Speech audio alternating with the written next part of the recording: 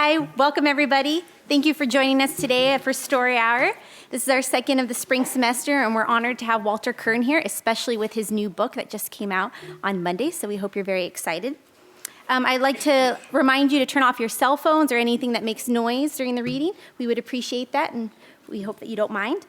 Also, if you're interested in finding out more about Story Hour, you're more than welcome to go to storyhour.berkeley.edu to see our full season lineup, as well as video casts from our previous readers, as well as anything in the future if you miss a reading. We'd also like to invite you back next month for our sister program, Lunch Poems, which will be featuring Rowan Ricardo Phillips on Thursday, April 3rd at noon in this room, as well as next month for our April reading on April 10th, featuring Ayalette Waldman at 5 p.m. in this room. Next, we'd like to invite Melanie up to the podium to do the introduction. Thank you. Hello, I'm actually Vikram. I just appear to be Melanie. So imagine he is reading you this lovely introduction because he has a cold. But I will say, as my small introduction before his official introduction, that I posted on Facebook today that I was going to this fabulous reading and reminding anyone who's in the Bay Area to come on by. And I got a bunch of comments saying, "Oh, God, I wish I could go tonight," or "Oh, just heard him on Fresh Air, sounds," or NPR, whatever you did recently. "Sounds fantastic," or something like that. So I think we're in for a treat. So it is my pleasure to introduce Walter Kirn. He grew up in a small town called Marine on St. Croix in Minnesota. He earned his undergraduate degree at Princeton, spent a year at Oxford on scholarship, and after returning to the States, began working at various magazines. He published his first book, a collection of short stories titled My Hard Bargain, in 1990. He has since published 5 novels, including Thumbsucker and Up into the Air, which were made into movies. His memoir, Lost in the Meritocracy, The Undereducation of an Overachiever, traces his journey from Marine to Princeton and Oxford, which he achieves by gaming the education system. He succeeds by demonstrating aptitude for showing aptitude, a talent for some things, a knack for many things, and a genius for one thing, running up the count. In a review on Oprah magazine, Vince Pissarro described the book as tough, funny, and moving, and observed that there's a kind of joyous cackle behind these colorful scenes, and a sadness too, both finally giving way to a clean-edged wisdom that infiltrates his story as he leads us towards his moral awakening. The same wit and wisdom is on display in his latest book, Blood Will Out, which is a different sort of memoir altogether. In it, Walter somehow agrees to drive a crippled dog from Montana to New York City on the behest of one Clark Rockefeller, a secretive banker and art collector and, yes, one of those Rockefellers. But Clark Rockefeller turns out to be an incredibly smooth impostor, child kidnapper, and brutal murderer. Blood Will Out, this is not a novel. Exciting. Okay. Blood Will Out is an account of Walter's 15-year friendship with this very strange man and a chilling glimpse of the casual, ruthless selfishness a compulsively lying psychopath can bring to every interaction. But Walter is tough not only on the ersatz Rockefeller, but also on himself. Why was he so willing to believe Clark's story? How was his disbelief suspended for so long? Perhaps it was a desire to enter into the rarefied air in which the very rich live. He recalls meeting a few people like Rockefeller in college at Princeton, pedigreed, boastful, overschooled eccentrics who spoke like cousins of Katharine Hepburn. But I'd been raised in rural Minnesota, and I'd never succeeded in getting close to them. The reviewer in the Boston Globe wrote, Kern's account of his friendship with this strange and terrible man cuts through the frippery of Rockefeller's outrageous affectations to reveal the Lovecraftian nightmare hidden beneath the J. Press blazer. Blood Will Out is a wise, deeply frightening, and potentially sleep-disturbing read, one best avoided while stuck at home alone. Walter is currently a contributing editor at Time magazine and a regular reviewer for the New York Times Review. He lives in California and Montana. Please join me in welcoming Walter Kirn.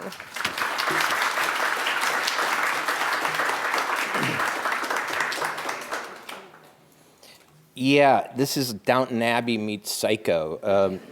I've written, I think, people ask me how many books you've written, and I pause and hesitate, and they think it's an affectation. How could you ever forget how many books you've written?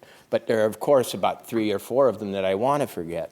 And I say 7 or 8, and they say, well, what about this one? You wrote mostly novels. And I said, you know how at coffee shops, you'll buy 10 cups of coffee and you get one free?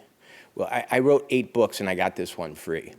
I got it just by living and being like a narrator that I've been compared to, in a way that's humbling, but makes some sense. Nick Carraway in The Great Gatsby, a guy who says he's been prey to many veteran bores, and who listens to the stories of everyone and, gives too much time and attention to nutcases. Well, that was my problem, but it was also my opportunity. When I met this Clark Rockefeller, I have to set up the whole book. It was because in 1998, I'm living in Montana on a ranch. I don't have any money. I bought the ranch out of some Hemingway affectation, and I'm deeply in debt. The local Humane Society, which is building a new shelter, calls me and says, we put a dog up for adoption on the internet, a Gordon Setter. And a man from New York named Clark Rockefeller called and says he wants to adopt the dog. He says he can give it a very good home because he serves 4-course meals prepared by his chef to his other Gordon Setter. He lives next door to Tony Bennett, he tells us, and Bennett sometimes comes over and serenades the dogs to quiet them when they're nervous. And he lives upstairs from the top veterinary acupuncture on the eastern seaboard. So he'll be able to help rehabilitate Shelby, that was the name of this dog, in the wheelchair. And we're hoping that if you talk to him, and because I'd gone to Princeton, they thought I would speak his language, I'd know the secret handshakes, he might give us a big donation for the animal shelter. So I got on the phone with this guy one day, and I'm going to do his voice in the book, because I love doing his voice. See, at the time, it sounded like a convincing upper-class East Coast accent. Now it seems like the mask put on by a German who's watched Gilligan's Island, seen Thurston Howell III, and imitated him all his life. This is a book about finding out not only that somebody isn't who they say they were, but that a lie is absolutely the truth until it's no longer the truth. People tell me, how could this guy have persuaded you? I say, he persuaded everyone, right up until the moment he persuaded no one. And so this is a book kind of about a magic trick that was played on me by an evil sorcerer. For 10 years, from 98 to 2008, he convinced me that he was a Rockefeller, an art collector, a dog fancier, as you'll see, a novelist. And then he kidnapped his daughter in 2008. There was a nationwide Amber Alert. I was sitting in Montana, saw on the news that Clark Rockefeller had kidnapped his daughter. I knew from these heartbreaking late-night phone calls we'd shared over the year in which he'd told me he was missing her after his divorce that, he seemed to love this daughter, and he'd snapped. And I felt for him. 3 days later, they caught him, and the Rockefeller family came out and said, we don't know who he is. He's not a Rockefeller. And I said, you friggin' Rockefellers, what cowards you are. A hint of scandal and you throw your own blood over the bus, under the bus. A few days later, it came out that he wasn't not only not a Rockefeller, he wasn't an American. He was a German exchange student. He'd come over at 17 years old to Greenwich, Connecticut, and practiced being an American, and a kind of phony, high-toned American. And then a few days later, it came out that he was a suspect in a murder from 1985. Now, that seems like I've just told you half the book, but this is my story of being with him innocently, and then learning who he really was, and attending his murder trial, which was a prism through which I looked back at my relationship with him and said, oh, there was the clue. Oh, there was the other clue. And why didn't I get it? What was it about me that night that was wanting to believe, I was sitting in a club with a fancy man? What was it about his exploitation of this or that insecurity in me that it caused me to overlook this or that story? I mean, I'll tell you a couple of the biggest whoppers he told me, and you'll look at me like I'm mentally ill for having continued to have a friendship with him. I one time met him, this might be in what I read, but at his country house, And he told me it was too bad that I'd gotten there that week because the week before Britney Spears had been there to visit him. This was in New Hampshire in the countryside. Not kind of a place she frequents, you would think. And then he said, it's too bad you're not going to be here next week because Chancellor Kohl of Germany is going to be here. And if you put those two names together in your mind, assuming they fit in one mind, which they don't really, it stops your ability to think. Somebody says, oh, you just missed Britney Spears, and you're going to miss Chancellor Kohl at the same place. Whoa. So, you know, I'm trying to set you up for what a liar he was, but now I want to bring you back as though you don't know any of this. Use something called dramatic irony.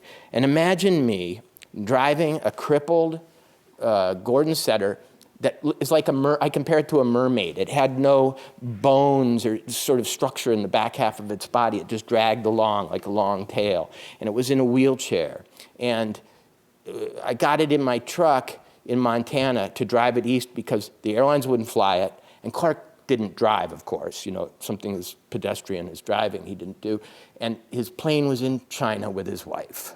So I volunteered to drive it 2,000 miles, of course. My first thought was, I'm going to write about this guy. He's such a crazy eccentric. On our first phone call, he said, you know, I've never tasted Coca-Cola, Walter. Could you describe its taste for me? Try that one. I said, well, it tastes brown and sugary. But anyway, I thought it's malpractice as a novelist if I don't meet this guy. So I got in my truck in Montana. I was a lot younger. I had a baby on the way. I had a huge mortgage. I was scared of life. I was between books and didn't know if I could write another one.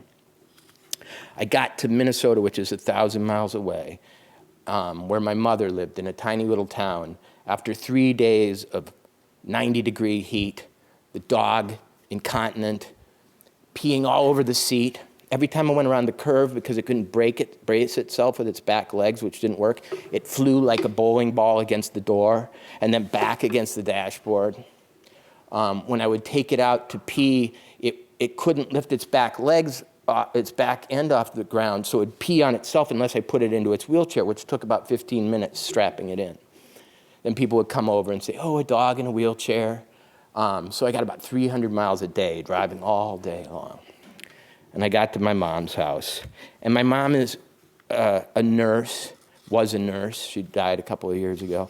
A very practical, Midwestern, hard-headed person, a reader, one of those people who has collected Dickens and Twain and Rise and Fall of the Roman Empire, and really kind of a tough cookie. And here's what happened. Oh, and she had a perfect house. The dog's named Shelby. Shelby soiled my mother's kitchen rug the moment I helped her roll into the house. My mother's place was a tribute to English cottages of the sort that Miss Marple might visit to solve a murder. All bookshelves and lamps and lace antimacassars, with so many welcoming nooks to sit and read in, so many helpful side tables and ottomans, that the question of how to best get comfortable there was a bit overwhelming, just too much choice. On me, the house's effect was soporific and happily so. The sleep I usually got there was soft, upholstered, deep, enveloping. It was the sleep of a prized and cared-for son, impossible to achieve in other settings. To benefit from this maternal service, though, required appreciative tidiness from me. No drinks without coasters, all throw pillows replaced. And Shelby's disgusting act when we arrived ruined the atmosphere, setting it on edge. Out. That dog goes out, my mother said. She had me settle Shelby on the porch under a bird feeder hectic with wrens and chickadees. I folded her wheelchair and leaned it against a wall. It's ugly, that thing. It upsets me, my mother said. She was a small woman with olive skin and complexion-contrasting blue eyes, whose power was their ability to narrow decisively yet minutely, also instantly, leaving a person to wonder what had shifted, my mother's facial expression or the weather. Once she passed judgment on something, the issue was closed. There could be fighting about it, but no winning. When I came back inside after fussing with the chair, she made me wash my hands with ivory soap and gave me a fresh towel to dry them on. The towel went straight into the washing machine along with the clothes that I had on. My other clothes were in the truck, but I was forbidden to bring my bag inside. My mother gave me a robe and made me shower and waited for me in her leather reading chair beside the stand where she displayed her dictionary and kept her curated kit of reading tools, her fringed leather bookmarks, her colored pencils, her ivory-handled magnifying glass. "I'm going to say this," she said when I sat down.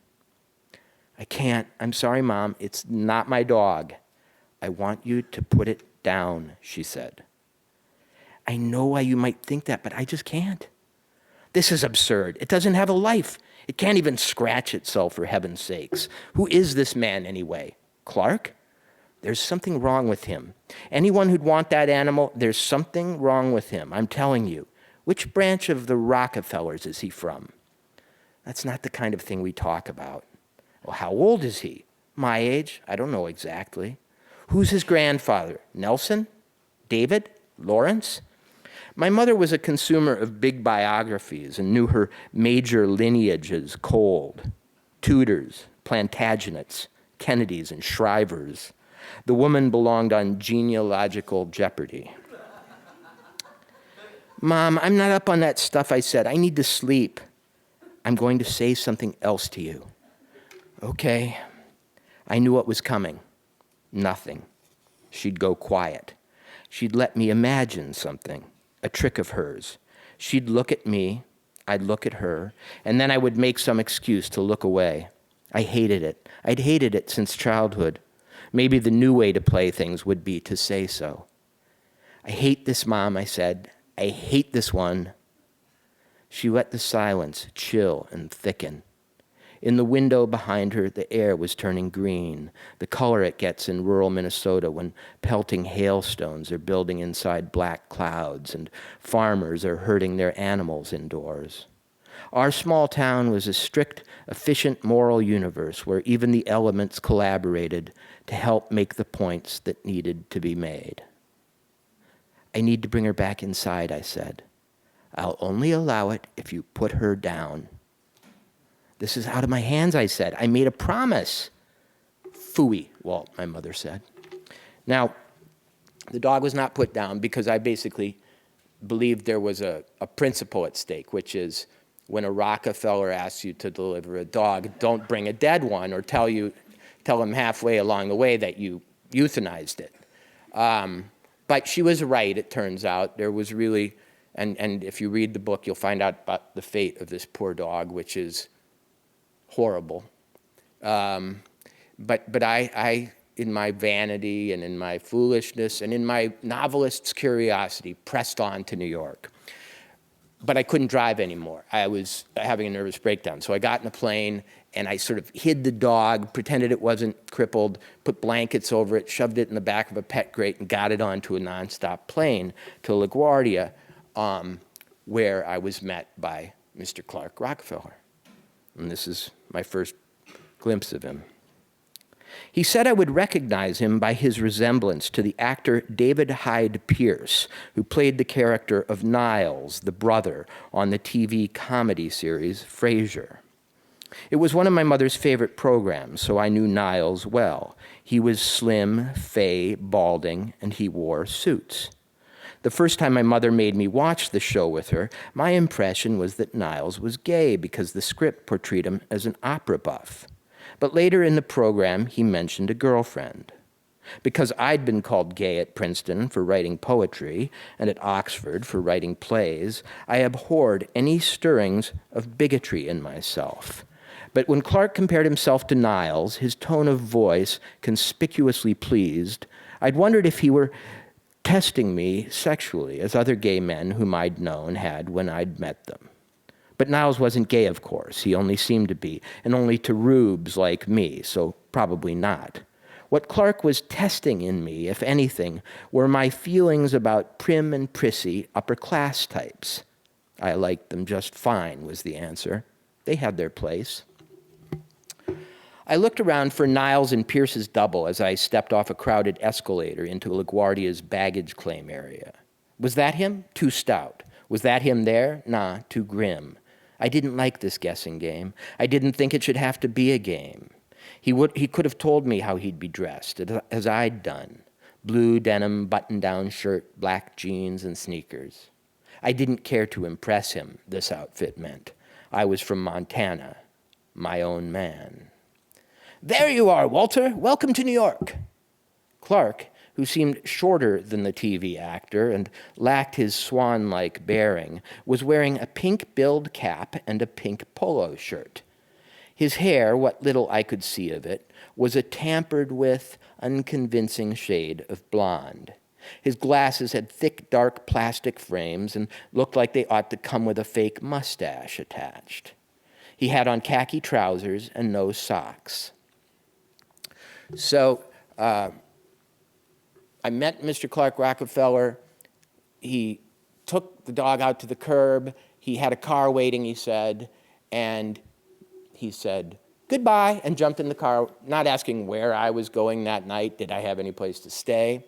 He'd told me that if I performed this favor for him, he'd generously reimburse me. And I didn't get reimbursed there at the airport. But right before he got in the car, he said, meet me at the Sky Club, top of the MetLife building. Tomorrow night, we'll have dinner. So I went to dinner with him the next night. My wife had flown in from Montana. She was head of the Humane Society. Everybody was waiting for the big score. And we had dinner up at the top of the skyscraper, and it was so tall that it looked down on Rockefeller Center. And everybody from TV now is familiar with what Rockefeller Center looks like. To look down on it means you have to be pretty high up. And we're sitting there after dinner, and dessert has come, and Clark says to me, Walter, are you up for an adventure? And I said, yes. He says, well, let's take a tour of Rockefeller Center. We can go down in the basement. I have the key. And the key? Yeah, the master key to Rockefeller Center, you know. So that was one of those invitations you don't actually say yes to, like if somebody says, you know, come stay, you know, on my yacht for a week or something. I never found out if there was a master key to Rockefeller Center. At the moment, I sort of believed that there might be. I thought, you know, that's just crazy enough to be true. And I thought that over and over with this guy. I like to tell people who can't believe that I bought his act that because I lived in England and hung out with British aristocrats, you know, titled people, the Earl of this, the Baron of that, I was so used to them being eccentric that he seemed no crazier than the real ones. If I was a janitor who had never left Minnesota, I would have spotted him for a phony in 5 seconds. But real rich people will really convince you that fake rich people are, you know, not all that outlandish at all. One thing I learned about the American class system from Clark Rockefeller is that the people who bought his act most thoroughly were the people he was imitating. In 1985, he lived out in San Marino, California, a suburb of LA, where he was pretending to be a baronet, a British minor royal. He wanted to get into the movie business. The movie business wouldn't have him. He couldn't get an interview, he couldn't get an audition, he couldn't get his foot in the door. In 1985, he murdered his landlady's son and buried him in the yard of their sort of mansion in this nice suburb of LA. And when these people who he'd killed, he also killed the wife, we're convinced, but she was never found. When these people disappeared and people started looking for him, he got in their truck and drove back to Greenwich, Connecticut, where he'd originally emigrated to. And he started as a new person. Eventually, he became Clark Rockefeller. He had some other aliases along the way. But not having been able to get his foot in the door in Hollywood, in Greenwich, Connecticut, he was able to walk into Nico Securities. He was able to walk into Kidder Peabody. He was able to walk in a number of high-toned, white-shoe investment banks and get jobs on the spot. Because phonies can't tell a phony. And the American upper class is itself a masquerade. It's an imitation of the British gentry. And so here he was, another fake. He fit right in. I'm just going to tell you really briefly about the murder he committed and describe it here.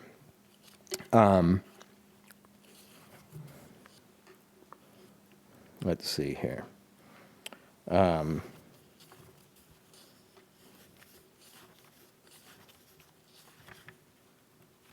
Yeah. Oh, yeah. So imagine, I dress this way because I don't usually dress this way, to put you in mind of the way this guy dressed. He always had a blue blazer on. He usually had a bow tie on. He looked like Christopher Lloyd, if you remember that actor, and sort of receding hair and very stuffy. But here's who he really was. He was calling himself the Baronet at the time, so I refer to him here as the Baronet. The Baronet didn't deign to speak to anyone. He's 23 at the time.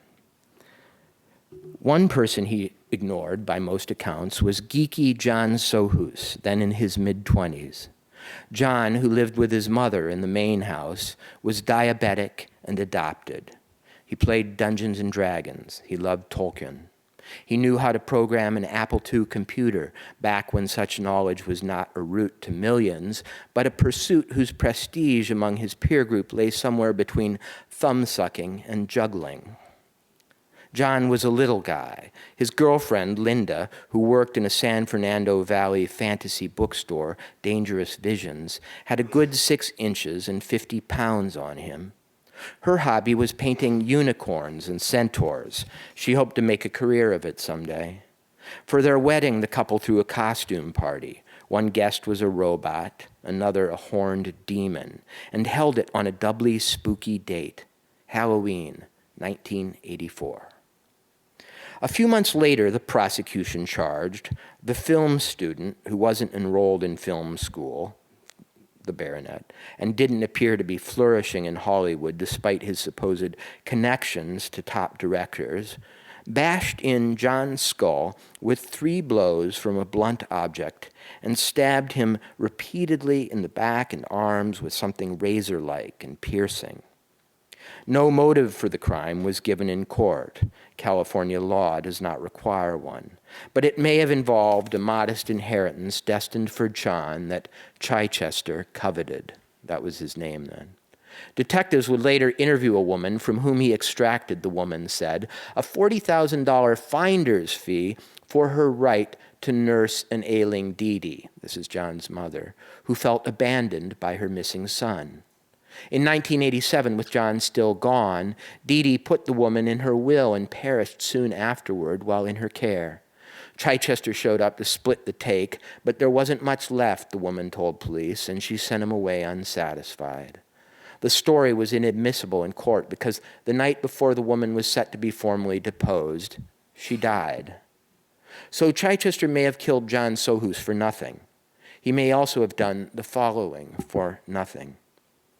Cut the body up into 3 sections, possibly with an electric chainsaw he borrowed from a neighbor around this time.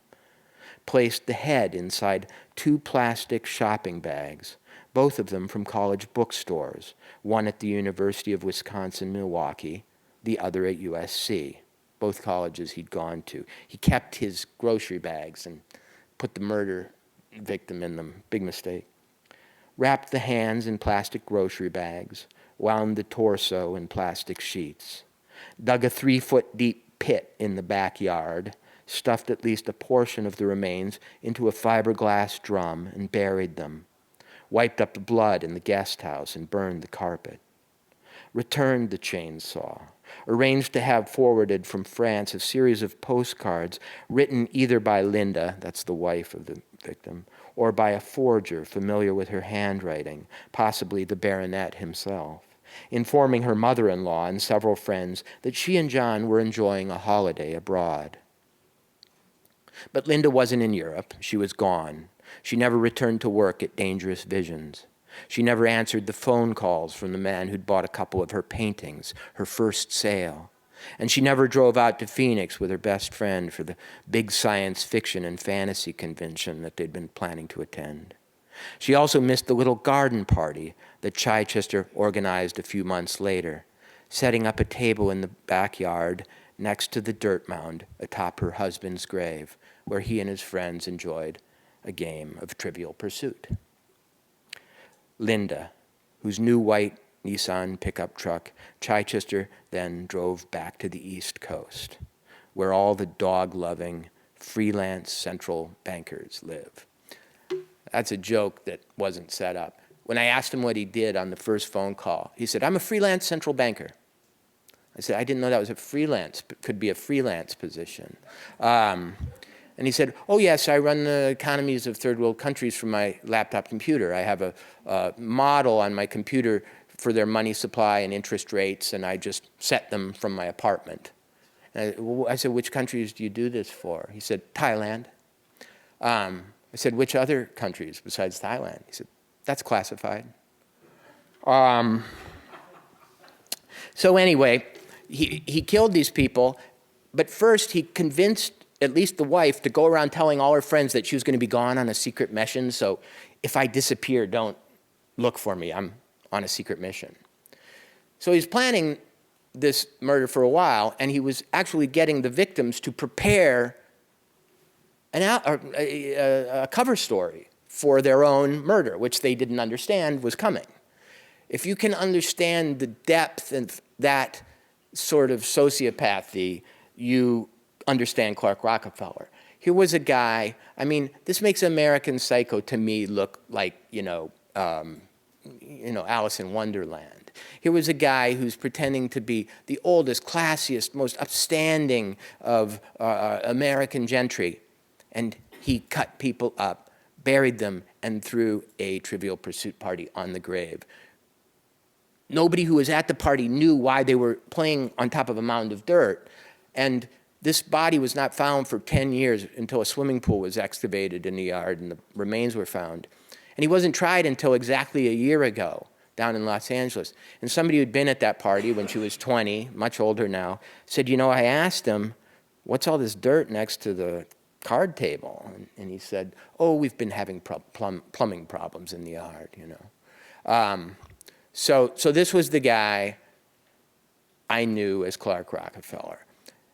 Now, I'm gonna stop soon, but I'm gonna tell you that the sort of climax for me of my personal relationship with him before I found out he was a murderer was a weekend I spent at his country house in New Hampshire, totally alone with him, in a falling down mansion that was very poorly heated, very poorly lit, and at which I realized in retrospect I was in danger the whole time. I'll read you just a couple of, a snippet from that visit. It's kind of funny. It was the best trick he ever played as far as I'm concerned. He lured me out to his house in New Hampshire with two promises. One, he said he lived next door to J.D. Salinger and we would meet him on the visit. And I happened to know that J.D. Salinger did indeed live as a hermit in this town.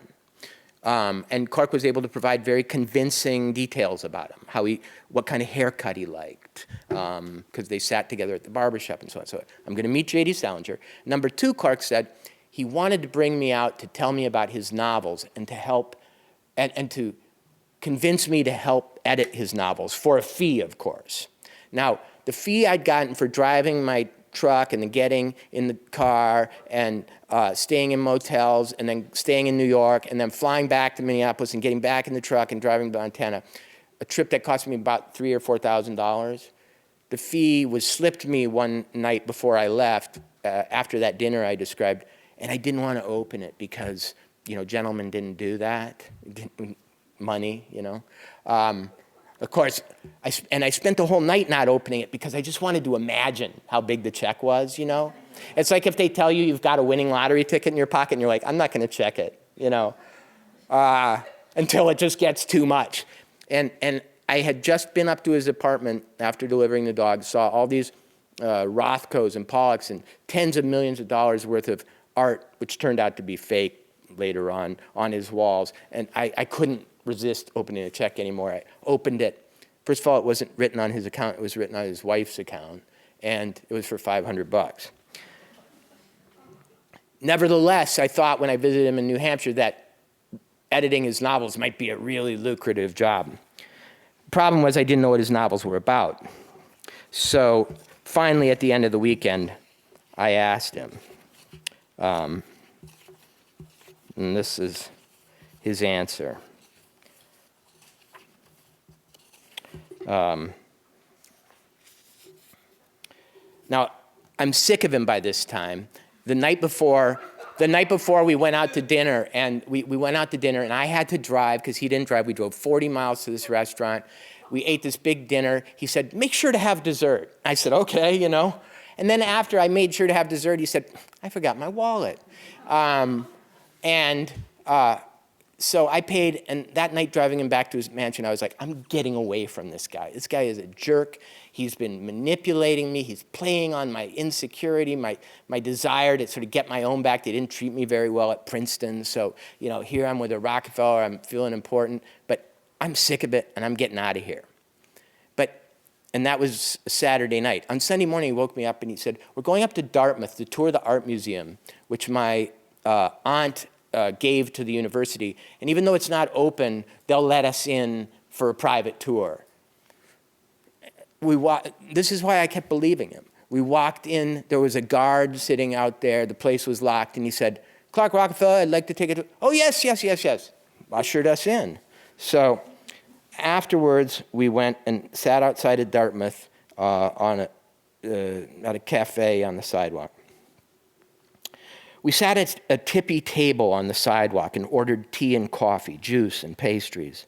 I vowed to myself to make him pay, though maybe it would be better to split the check. Dignity lay in holding up one's end of things. Or should I shame him by paying the whole thing? Of course, it wouldn't shame him, though it ought to, but maybe beholding further shamelessness would finally force me to act, not merely stew.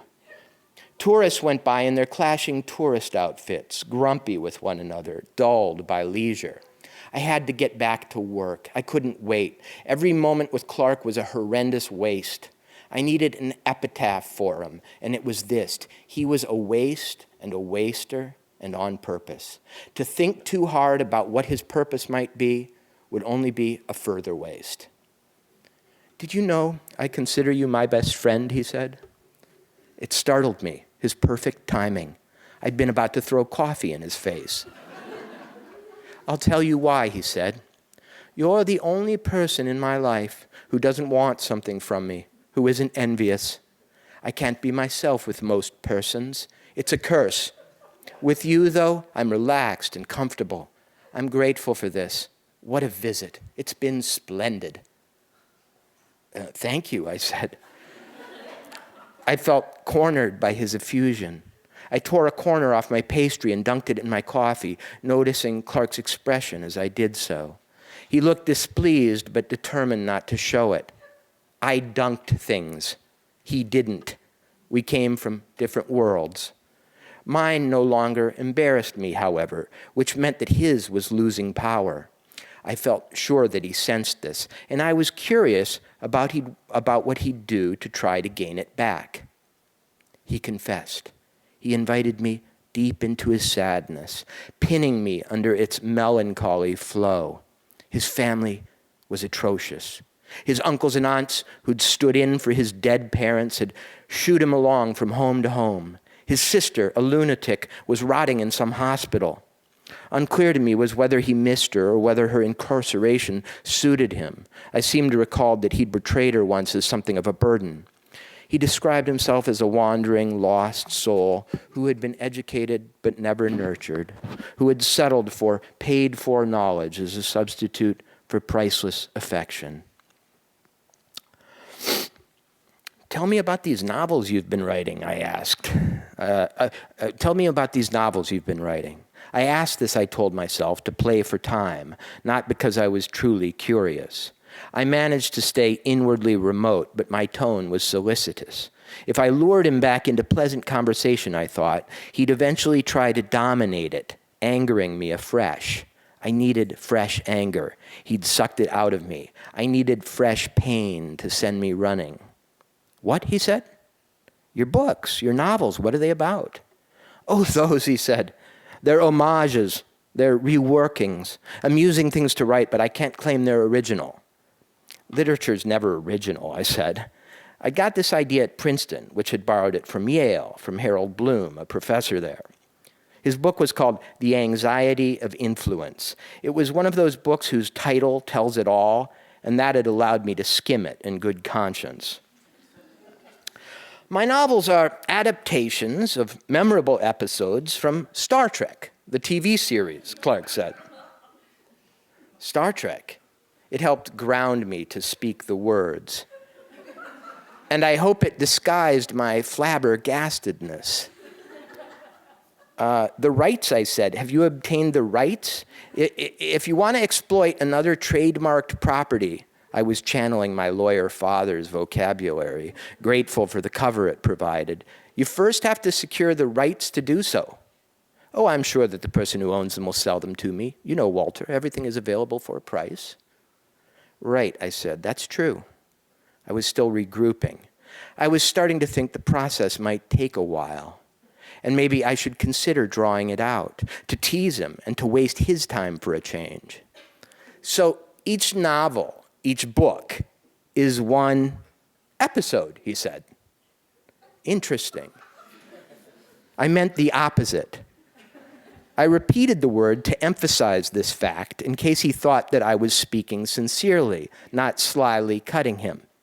Interesting. It was a word very seldom spoken in earnest when responding to book descriptions, book ideas. But did he know this? It was also a word that, if spoken 3 times, turned back into a compliment, I feared. I didn't say it again. I tried to seem far away instead, and drifting further by the millisecond back to my life, to Montana, beyond his reach. And truly, I was almost there. All I had to do first was give him a ride back home. Star Trek: The Next Generation, he explained. You're probably thinking of the original series. Are you? I suspect you are. The original series never grabbed me. I found it terribly inferior. I much preferred the sequel. So the thing that makes all this so gruesome is that John Sohus, who I described as an Apple II computer programmer and a fantasy Tolkien fan, was one of the original Trekkies. He literally dressed in Star Trek clothes as an adult. Clark, before chopping him up and putting him in book bags, had never shown any interest in science fiction. After he murdered him and buried him, he became a Trekkie. I call him a cannibal of souls in this book. When I was at the murder trial, one of the last witnesses got up and said, "Yeah, I knew Clark. He had a ranch in Montana." And then this guy described the ranch as Clark had described it, and I realized that the reason he had been friends with me, and the reason he was friends with everybody. Now imagine this guy. He's living as a fugitive. He can't have a driver's license. He can't open a bank account. He's living off rich women, basically. He hides in his house. He can't really engage with the world. So he has to take experience from others. So he used to grill me all the time about what it was like to live on a ranch in Montana. And here was a guy who he lived next door to years later, telling me that he had one and describing my ranch back to me from Clark. When I was finishing writing this book last summer after the trial, a neighbor, the people who had helped take care of the dog and helped convince me to drive it to him, sent me a bunch of emails that Clark had been sending them at the same time he had first been talking to me on the phone. And one of the emails chilled me, and this is where I'll stop. He told the people that did they know anybody who had a ranch in Montana? They said, yeah. Did he know anybody who had a ranch in Montana with a guest quarters? They said, yeah. Did he know anybody who had a ranch in Montana with a guest quarters that allowed dogs to run around the place? They said, yeah. Walter Kirn, he has that, his wife's head of the Humane Society. Well, they didn't answer that way. He was asking about a place he already knew about from talking to me earlier that day. Could they convince this person, perhaps, to let him stay there? And I remembered a conversation I'd had back in 2000 with him, in which he'd asked if he could come stay at my house. He'd asked outright. And I said, really, there's no room. And he said, well, do you have a guest house? Do you have a garage? And I said, yeah.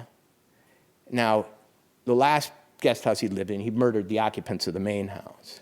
And he said, well, all I need is a garage. All I need is a guest house. I used to live in one, and I'd never been happier in all my life, So this is a book about not just realizing you've been fooled, but realizing you escaped.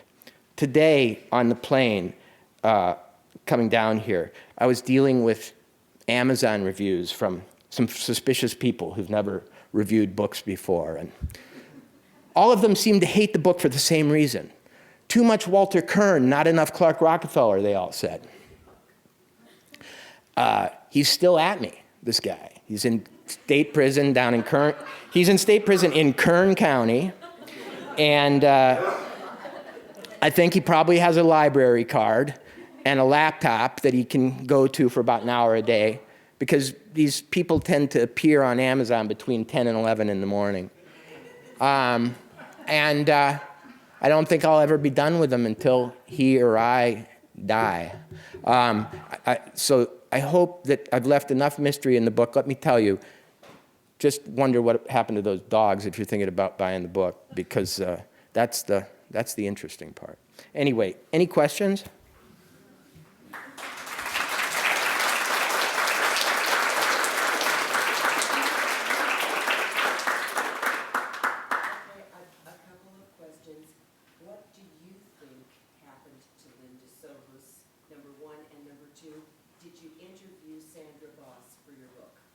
Sandra Boss is Clark's ex-wife. She has a child with him who he tried to kidnap, and she has moved to England. She was at the trial. I met her a couple of times. She didn't want to talk to me. Her life is all about protecting her child from media, from this horror that was visited on her by her father. And frankly, as somebody who was hurt by him, I didn't want to put on the journalist hat and go and be this intrusive guy meddling in people's shattered lives. So I didn't, no. She wouldn't have talked to me. Linda Sohus, okay, so John was buried in this yard, and they found him after 9 years by accident. And people came up to me at the trial and said, doesn't God work in mysterious ways? He killed this guy, and he buried him, and he thought he'd committed the perfect crime. He sent postcards back to the friends as though the people were still alive, a trick that he copied from the talented Mr. Ripley, actually. The other thing that you'll see in this book is that I discovered that his crimes were made up of pieces of famous film noir movies and a few books. Anyway, they said, he thought he committed the perfect crime, he buried these people, and lo and below, they dig a swimming pool 9 years later, they find him, and 28 years later, he's convicted. They said, that's proof of providence that they found this body. I said, well, here's a proof of something else. The wife has never been found. She's never been disappeared. That tells me that somewhere under the lawns of San Marino, there's another body. The cops told me they thought she had been dumped on something called the Angel's Crest Highway, which goes out of Los Angeles into the wilderness, up into the high desert. And he had been driving around after the murders with a drum in the back of this truck, asking people where he could dump some chemicals, and the homicide detective said, I think he went up, that's where all the bodies go in LA, up there. So one night, right before the memorial service last summer for John Sohus, which was held right by that Angel's Crest Highway, I decided to drive up the highway and sort of imagine I was in a truck with a body and a fiberglass drum in the back, and think, where's the first place where I would feel safe stopping the truck and pushing the thing over a cliff or whatever? And I got up there, and I went around a corner, and the LA skyline disappeared, and suddenly there were no cars on the road. And suddenly I looked next to the road, and everybody starts littering at the same point on this Angel's Crest Highway. They get to a certain point, and they throw the diapers out the window, they throw the six-packs out the window. Human beings, when they think they're out of sight, turn into animals, you know? Oh, you know, hi, good neighbor, you know, cars are all gone, suddenly it gets dark, and let's throw friggin' beer out the window and, you know, Pampers and stuff. And so I realized that the place where all this garbage started being thrown was probably the place where Linda was.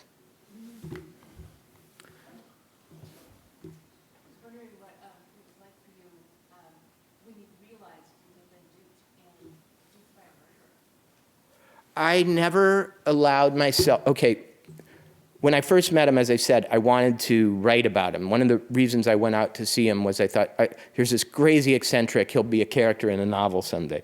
When I got to know him, and he sort of became a friend, I thought, you can't, the Minnesota Boy came out, and I said, you can't burn a friend, you can't write about a real person, especially one who values his privacy so highly.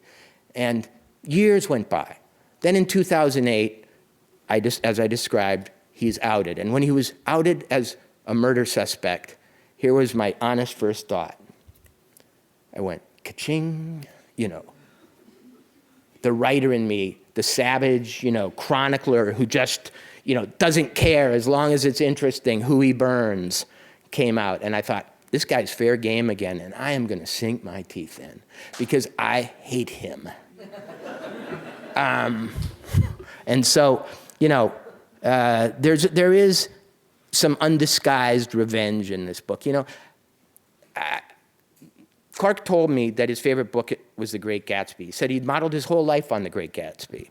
His mom gave it to him when he was 10 to learn English, and it had been his Bible ever since. Now, he told me this in prison after he was convicted, and it just happened that week the movie with Leonardo DiCaprio had come out. I got a letter from another guy this week who had known him, who said, oh, he used to tell me what his favorite book was, and I asked him, he said, Trout Fishing in America. That's how, you know, cubist this person could be. So when I found out that I'd been duped, you know, at first I saw material. That's, in other words, I had that writer's killer instinct. But when I finished the book, and when I literally sent it off to the publisher late last October, I went to bed that night, and I'd been staying up all night for months. And I woke up, like in the movie Deliverance, at the end, the guy wakes up in the middle of the night, and I'd had a dream that I was driving in a dark car with him, and he said, can you stop the car? I have to get out. I think you have a flat tire. Let's look. And I remembered in the dream thinking, this guy lies about everything, and he cuts people up into pieces, and I'm dead. And I woke up screaming. Really, it's only, you're getting to see like fresh off the dock PTSD with me here. You know, it's only once I reduced this thing to an object that its horror really settled in because I wasn't crafting it anymore, you know? Yeah, and in terms of Gatsby, I love that the two things, the names you came up, Hannibal Mitty and was it Gatsby the Ripper? Yeah, Gatsby the Ripper. You know, one of the, this is a book also about film, or about noir.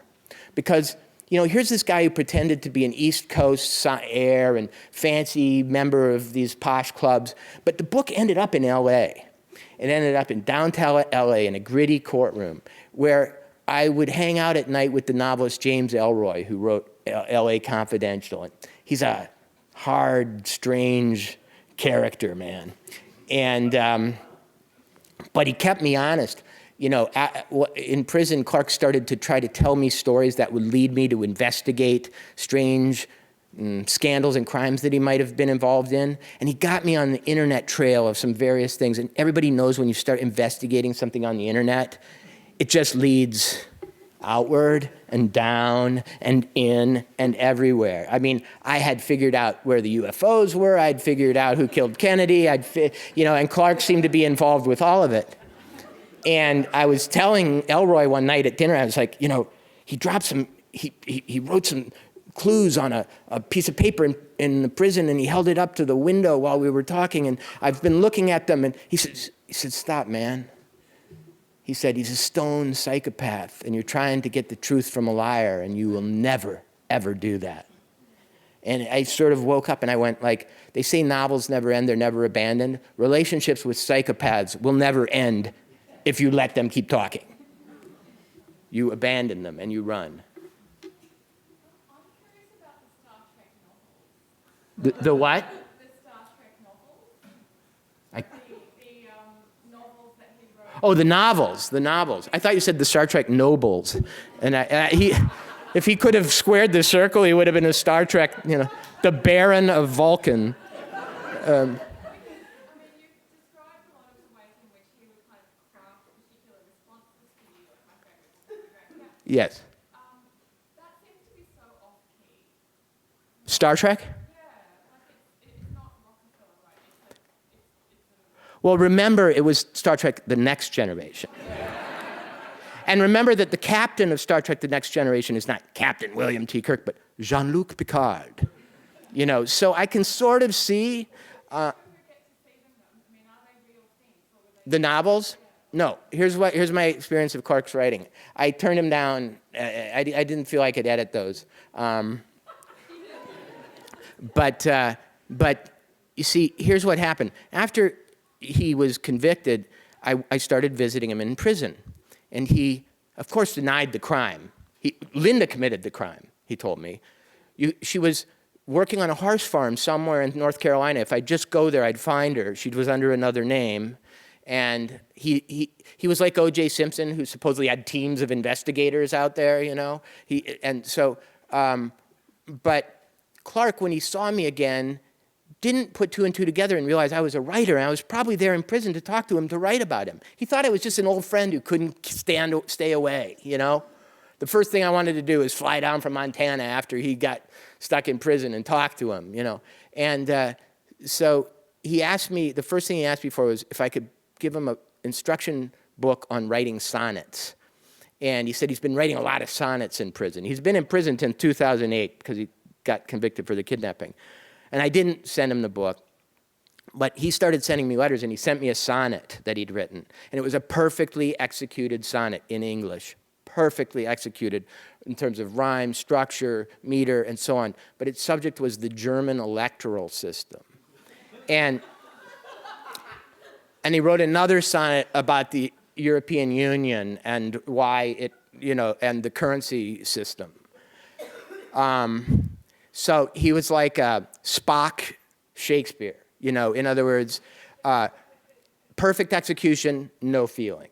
And I imagine that's what his Star Trek books were like. But he'd also written a novel that was 1,000 pages that was the history of Europe from the armistice after the World War I to 1963. And it had many characters, and he wrote me the whole outline, and it looked like the most boring friggin' book in the history of the world. So.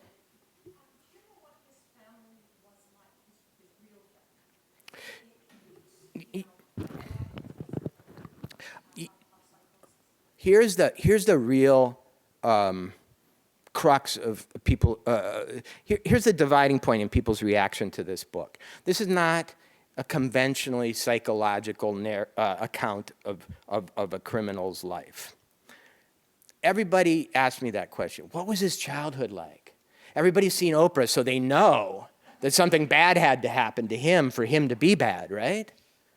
Well, a lot of people have looked into his past. This isn't the first book that's been written about him, and I know German film crews who I met at the trial who'd looked in. There wasn't much evidence that anything bad had ever happened to him.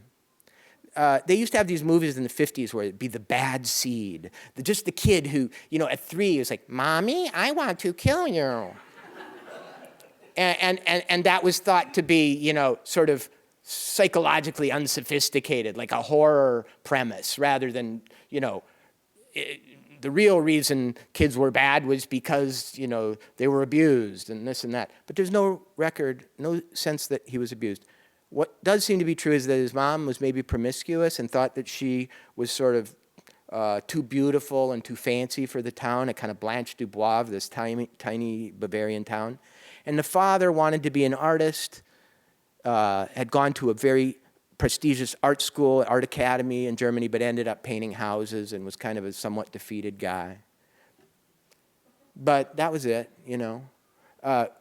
This is to me this a symbolic little moment. Somebody who'd researched his past went back when he was in 4th grade or in grade school. He came up to a teacher and he said, "Look what I have, teacher."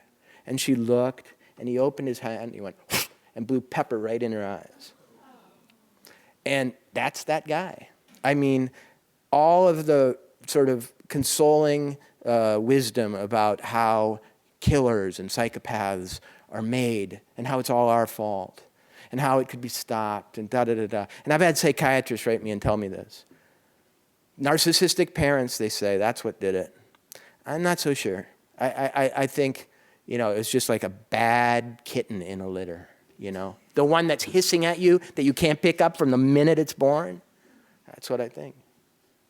I don't know if I should say it, but I'm hearing you talk, and I so much want to Read the book. no, to read the book, and to have you forgive yourself for thinking so deep in something so grotesque for such a long time. And I just wanted to let you know that probably a bunch of us are falling every few years for a sociopath with titles, with stories and whatever, and then we wake up to see the picture and we do not believe, you know, that we fell in. And so I figure it's some kind of a blind spot. Well, thank you for that, because I actually appreciate it. I do, and I'm going to tell you something. I wrote this book because, you know, writers are always in search of the subject that hasn't been covered, the sin that hasn't been brought to light, the shame that hasn't been forgiven. You know, people now will confess to being raving drug addicts. They'll confess to being sex addicts. They'll confess to being all kinds of addicts. They'll confess to being everything. But no one wants to confess to being a fool. And I was a fool, but we all are. You know, I wanted to dedicate this book to everybody who's ever been lied to. It's okay. I was just lied to in a more elaborate way. But we live in a country where probably every war that we've gotten into in the last 50 years has been started with a lie from our leaders, which some segment of the population believed. We live in a country where when the same month that Rockefeller was exposed as a phony, August 2008, Lehman Brothers, whoever the Lehman Brothers are, turned out to not have all the money that people had been giving them for many years. You know, Bear Stearns went down the Bernie Madoff. This is the example I use of 20/20 hindsight. Bernie Madoff, Steven Spielberg, big Jewish charities, millionaires and all sorts, gave him their money. They gave him all their money. Year after year, they looked at their statements and went, "Oh, Bernie's doing a great job for us. Look, you know." Then it turned out it was a Ponzi scheme. And suddenly you go, did anyone ever notice his name was Madoff? As in made off with the dough? You know, Hemingway has a great thing about how you go broke gradually and then suddenly. Well, you get wise, not at all, and then suddenly. And then suddenly you look back and go, oh my Lord, you know, every time he used the word Lebensraum, he was just exercising his German because he couldn't help but want to speak a German word every day because he was suppressing it. You know, his attachment to board games, the game of Clue that he played with his wife at a costume party, that was because he wanted to reenact a murder in nice clothes because he'd had to cut somebody up with a chainsaw in not nice clothes. Everything makes sense looking back. You know, our whole lives are all going to make sense at that last moment, they say. you know. And this is a book about the two perspectives on events. And I am trying to forgive myself, but I decided to be extra hard on myself in this book. Toby Wolfe, a great memoirist, says, in a memoir, you should always be the worst character. But I'm told that psychologically, the more logical, the more morally educated you are, the easier victim you are. Well, because... You cannot imagine that somebody actually is different than you in such a huge... the great lesson of this book, and then I'm going to stop, for me, is that every interaction, every moment of our social lives and of our economic lives and of our romantic lives is founded on an assumption of goodwill and founded on trust. When you take your money into the bank and put it over the counter, you don't figure those people in the back at the tellers are just robbers dressed as tellers. When the policeman pulls up behind you with the lights, you figure it's not, you know, the Zodiac killer with a fake light on his car. When you meet somebody and you talk to them, you figure, you know, when they tell you, you know, they're single, they're not married. There are some reasons why we're skeptical, but in other words, we can't go on. We can't get out of this room without trusting each other. Well, there is a mutation among the human species, I believe, called the sociopath, who sees that need for trust as an opportunity for power. And every vulnerability that you and I have, every bit of innocence and trust and as you say, moral education that allows us to, you know, have equal and caring and loving and respectful relationships is for them leverage. They're like they're like a prehistoric being that knows only survival in human form. And they look at you, and when you think you're displaying a good quality, they go, sucker. And this book, in writing it and considering this guy, made me a little harder toward the human race than I wish I were. Not toward all of us. I feel for all of us. But that little subset of it that walks around taking advantage of us. And they are at the highest level of office and the lowest level and everywhere in between. But actually, they're more at the highest level. They've done studies. Sociopaths tend to be very successful. They tend to be, the CEOs of companies there is a greater incidence of sociopathy among that cohort than there is among the workers in the factories. So we live in a society of these people. And we explain them away, and we explain away their lives, and we take on ourselves the damage that they cause. But we should be sometimes as angry as I got at Clark. I mean, when these people feed us into war machines and they do things like this, you know, it's not just business as usual. You have a right to be upset, you know. I'm still upset at this guy, and he's still upset at me. That's why the Amazon star rating is plunging by the hour. Okay, thanks.